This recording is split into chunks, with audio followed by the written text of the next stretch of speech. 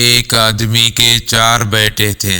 وہ چاہتا تھا کہ اس کے بیٹے یہ سبق سیکھ لے کہ کسی کو پرکھنے میں جلد بازی کا مظاہرہ نہ کریں۔ لہٰذا اس بات کو سمجھانے کے لیے اس نے اپنے بیٹوں کو ایک سفر پر روانہ کرنے کا فیصلہ کیا اور کسی دور دراز علاقے میں ناشپاتی کا ایک درخت دیکھنے کے لیے بھیجا۔ ایک وقت میں ایک بیٹے کو سفر پر بھیجا کہ جاؤ اور اس درخت کو دیکھ کر آؤ۔ باری باری سب کا سفر شروع ہوا۔ پہلا بیٹا سردی کے موسم میں گیا، دوسرا بہار میں، تیسرا گرمی کے موسم میں اور سب سے چھوٹا بیٹا خزاں کے موسم میں گیا۔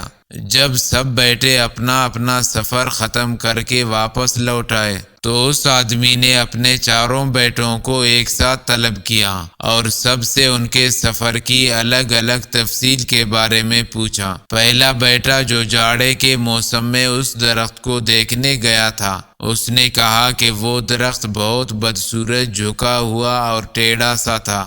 دوسرے بیٹے نے کہا نہیں، وہ درخت تو بہت ہرا بھرا، ہرے ہرے پتوں سے بھرا ہوا تھا۔ تیسرے بیٹے نے ان دونوں سے اختلاف کیا کہ وہ درخت تو پھولوں سے بھرا ہوا تھا اور اس کی مہک دور دور تک آ رہی تھی، اور یہ کہ اس سے حسین منظر اس نے پہلے کبھی نہیں دیکھا تھا۔ اب سب سے چھوٹے بیٹے نے اپنے سب بڑے بھائیوں سے اختلاف ظاہر کیا کہ وہ ناشپاتی کا درخت تو پھل سے لدا ہوا تھا اور اس پھل کے بوجھ سے درخت زمین سے لگا ہوا زندگی سے بھرپور نظر آ رہا تھا۔ یہ سب سننے کے بعد اس آدمی نے مسکرا کر اپنے 4 بیٹوں کی جانب دیکھا اور کہا، تم 4 میں سے کوئی بھی غلط نہیں کہہ رہا، سب اپنی اپنی جگہ درست ہے۔ بیٹے باپ کا جواب سن کر بہت حیران ہوئے کہ ایسا کس طرح ممکن ہے۔ باپ نے اپنی بات جاری رکھتے ہوئے کہا کہ تم کسی بھی درخت کو یا شخص کو صرف ایک موسم یا حالت میں دیکھ کر